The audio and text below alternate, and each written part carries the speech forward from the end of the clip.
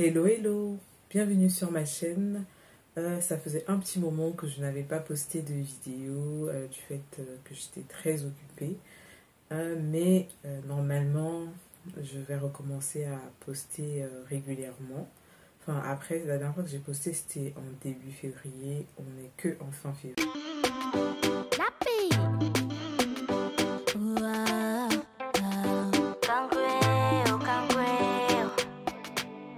Baisser les bras, de toutes les façons, j'ai commencé, donc je ne peux que continuer. Après, il y a les aléas de la vie qui font que on se sente obligé des fois de se faire violence et faire certains sacrifices. Aujourd'hui, comme son nom l'indique, on va parler de friperie. Précisément, la friperie, que ce soit à Paris ou en Afrique, c'est un business dont j'aimerais vraiment vous parler. À la fin de la vidéo, je vais vous donner un fripier, un vendeur ou grossiste de friperie, si vous voulez, qui pourra vous aider, que vous soyez en Europe ou en Afrique, parce qu'il expédie partout, qui pourra vous aider à vous lancer dans ce business-là si vous voulez commencer, que ce soit en Europe ou en Afrique. Donc, restez jusqu'à la fin de la vidéo ou alors vous scrollez jusqu'à la fin de la vidéo pour avoir le nom de ce fournisseur-là, si jamais ce que je vais dire ne vous intéresse. Voilà. Si vous passez par là pour la première fois, mon nom c'est Diane, je suis entrepreneur web, passionnée de mode, de web designing et surtout de business. Donc voilà. Aujourd'hui, j'ai décidé de vous parler de la friperie. Pourquoi? Parce que la friperie, c'est un business qui existe depuis la nuit des temps et qui va toujours exister. Et c'est un business qui est assez fructueux, dont les gens en parlent très peu, ou alors les gens pensent que ce n'est pas gratifiant de vendre de la friperie. Donc j'ai décidé de m'étaler un peu sur le sujet parce que c'est un sujet qui est très important. C'est un business qui est assez fructueux, juteux.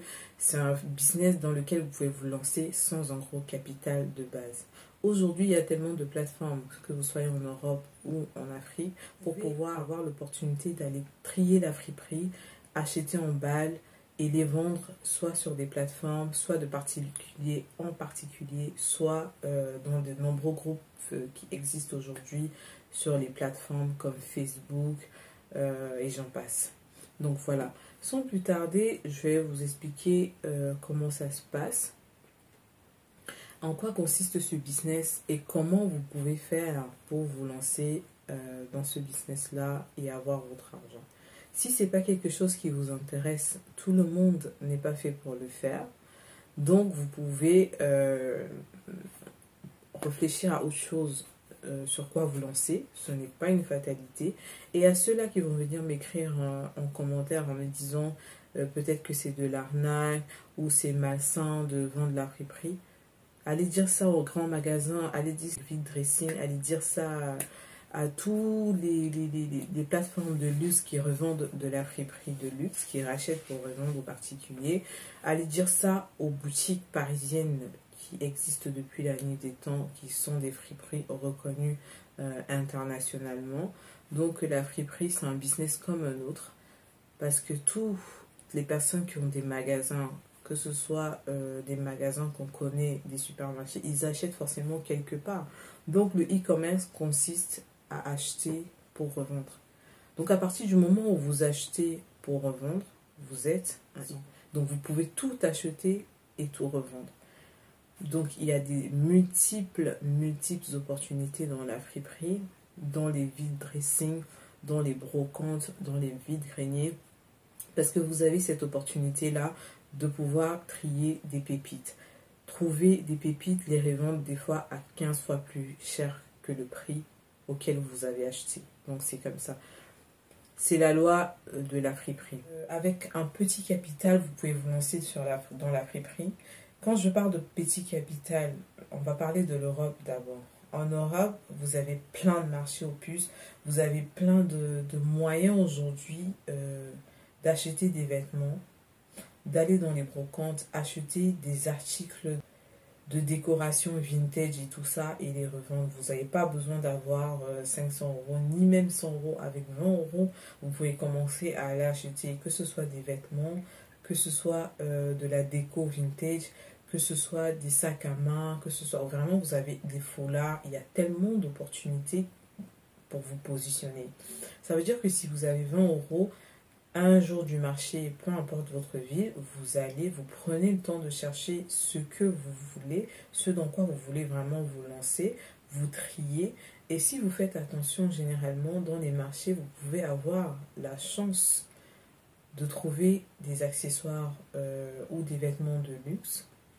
Ce qui est mon cas, parce que je prends souvent le temps de regarder, de fouiller, de chercher. Un jour, je vous emmènerai avec moi. C'est vrai que c'est se fait de moins en moins, parce qu'aujourd'hui, dans les marchés, ils se sont rendus compte en fait de l'importance des produits. Mais avant, ils vendaient, en fait, ils achetaient en balles. Ils ne triaient pas, ils versaient sur leur comptoir. Et c'était à toi de trouver tes pépites. Donc, il m'arrivait de trouver des robes Yves Saint Laurent, des pantalons Burberry, des blousons, plein de vêtements que moi je revendais sur des plateformes comme eBay, Le Bon Coin, Depop. Il y a tellement de plateformes aujourd'hui qui vous permettent justement de vendre vos produits que vous achetez en seconde main. Ce qui est pas mal parce que ça peut être un complément de revenus, comme ça peut être une activité principale de vraiment acheter de la friperie pour revendre. Je me rappelle, il y a 4-5 ans, j'avais acheté une tonne de friperie parce que j'étais tombée sur le bon coin sur un monsieur qui arrêtait, qui faisait une cessation d'activité et il avait un magasin de seconde main vintage et il avait annoncé sur le bon coin qu'il vendait 100 euros par tonne. Et quand je suis arrivée là-bas, il m'a donné l'opportunité de choisir mes balles en fait, des sacs que je voulais par rapport à ceux que je voulais vendre. Je lui ai donc pris une tonne. Il m'avait même ajouté encore parce que je suis partie avec mon chéri. On a ramené le camion et il a rempli le camion au point. Le camion, il ne pouvait même plus se fermer pour 100 euros. Donc je ne vous donne pas les détails. Vous imaginez combien j'ai pu me faire avec cette balle-là. Parce que après, c'est vrai qu'il y avait aussi pas mal de déchets, donc il faut faire le tri. Donc dans mon jardin, ce jour-là, j'ai pris presque une semaine à trier ce bal-là. Mais il y a 45% de marchandises qui ont été jetées à la déchetterie parce que c'était vraiment des... ça valait plus la peine. Mais avec ces 55% qui me restaient, j'ai eu un retour sur investissement de presque 800%. Donc imaginez en fait l'investissement que j'ai eu et le retour que j'ai eu, sans vous dire qu'il y avait pas mal de marques connues, très peu connues. Il y avait des marques de luxe, quelques-uns. Il y avait des marques de sport comme Adidas, Nike, Puma et j'en passe, qui étaient encore en super bon état. Il y avait pas mal de choses. C'était vraiment tout mélangé, des sacs à main, des chaussures, il y avait de tout. Donc j'ai vraiment, comme on dit, bu de l'eau avec cette bague-là. Ça n'arrive pas tout le temps, mais je vous dis que la friperie a ces pépites qui peuvent vraiment vous faire prendre une envergure dans votre business que vous n'imaginez même pas. Donc je vais vous raconter une petite anecdote sur la friperie. En 2012-2013, je m'étais lancé un challenge de commencer à vendre de la friperie. Étant donné que j'étais étudiante, ce que je faisais, c'était d'aller avec une de mes cousines, on allait au marché. On est même allé dans les marchés hors de notre ville parce qu'il y avait des marchés qui étaient limitrophes avec le Nigeria et tout ça, qui avaient vraiment des vêtements neufs de qualité pour des marques qui venaient de Londres, de l'Espagne et tout ça, comme Stradivarius, Zara, Bershka, et on les avait avec étiquette à vraiment pas cher. Donc imaginez qu'on achetait des vêtements à 500 francs, on les vendait 3000 francs, 5000 francs, 10 000 francs, voire des fois 12 000 en fonction de la qualité de la marque et de la beauté du vêtement et surtout du client qu'on avait en face de nous parce que le prix c'est vraiment en fonction de la tête du client. Il faut toujours le savoir, je pense que vous le savez, parce qu'il y a quelqu'un qui va se placer devant vous et il va vous faire des beaux yeux, vous allez lui laisser un article que vous devez normalement vendre à 4000 francs. Vous allez lui laisser à 4000 francs alors que quelqu'un d'autre que vous savez qu'il est prêt, il est vraiment blasé par le vêtement, il va l'acheter à 8000 francs, ce que vous avez prévu de récupérer 4000. Donc voilà, c'est un peu des tips comme ça que tout commerçant devrait connaître normalement. Donc j'ai commencé à vendre la friperie et sur 6 mois, j'ai vu, ça a pris une autre envergure. Au point où je me suis retrouvée à m'offrir mon premier voyage pour Dubaï en 2012 même ma famille, même mes frères, parce qu'ils n'étaient pas d'accord, ils avaient peur, parce qu'ils m'ont dit que c'était un pays qui était encore très peu connu, enfin, par les Africains. C'était encore un luxe d'y aller. Donc il y avait pas mal de personnes qui voulaient y aller. Il n'y avait que des personnes qui pouvaient avoir ce luxe-là de partir, qui pouvaient partir. Donc ils avaient peur, ils me disaient oui, là-bas il paraît on coupe les têtes, nanani. Il y avait plein de préjugés comme ça. Mais j'ai pris mon courage à deux mains et je me suis dit voilà, là t'as lancé ton business de friperie. Il est temps pour toi d'aller voir d'autres horizons, de réfléchir autrement. Donc voilà. Et je suis partie à Dubaï cette première.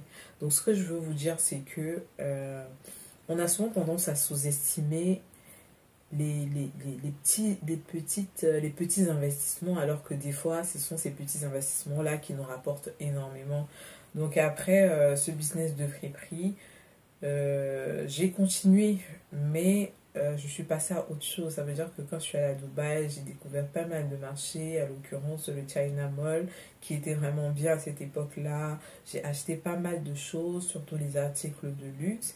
J'ai acheté des mèches et c'est comme ça que les choses ont pris de l'envergure et j'ai commencé à partir de ce moment-là à voyager partout dans le monde et voilà.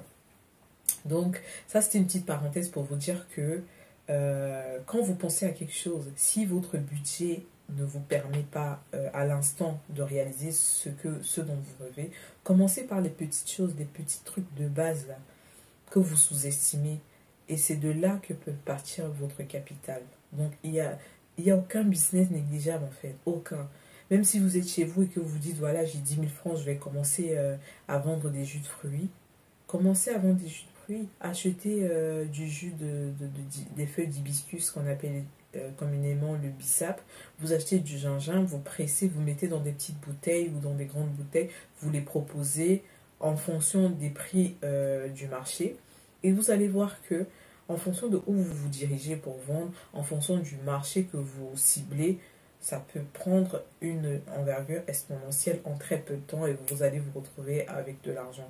C'était un détail, c'était une idée comme une autre. Donc voilà, pour vous dire que le business de la friperie est assez fructueux. Vous pouvez vendre si vous êtes en Europe sur Vinted. Je vous laisse là en ce moment mes données de ce mois, ce que j'ai pu vendre sur Vinted. Par contre, je suis en Vinted Pro sur Vinted. C'est un choix que j'ai fait, mais vous pouvez vendre en particulier pour avoir un complément de revenus si vous travaillez à côté. Et moi, je me suis mis en auto, j'ai mis mon numéro ciré sur Vinted en tant que pro parce que c'est plus facile pour moi par rapport à mes déclarations. J'ai un compte pro, j'ai un compte Vinted particulier également, mais j'ai mis celui-là parce que j'avais des articles que j'avais ramenés dernièrement de la Turquie qui n'étaient pas écoulés, donc j'ai souhaité les écouler au travers de cette page pro-là et les déclarer parce que voilà, c'est par rapport à mon suivi entrepreneurial. Vous pouvez vendre, pour revenir sur les plateformes de vente, vous pouvez vendre sur Vinted, vous pouvez vendre sur Depop. Depop, c'est une plateforme anglaise de Londres. Vous pouvez vendre là-bas. Vous pouvez vendre aussi sur eBay et sur Le Bon Coin pour ceux qui sont en Europe. Pour ceux qui sont en Afrique, vous avez pas mal de groupes en fait où vous pouvez proposer vos articles. Vous pouvez créer une page vous-même où vous allez vendre votre friperie. Il y a tellement d'opportunités que aujourd'hui, si vous restez, même vos propres vêtements, vous pouvez commencer par vos propres vêtements que vous ne portez plus, tester le marché, allez mettre ça sur lui, proposer aux gens et vous allez voir qu'au fur et à mesure que les gens vont s'intéresser, si vous avez des beaux articles, ils vont s'abonner à votre page et ils vont commencer en fait à vous demander, vous savez pas, d'arrivage, à surveiller ce que vous postez, ainsi de suite. Donc voilà.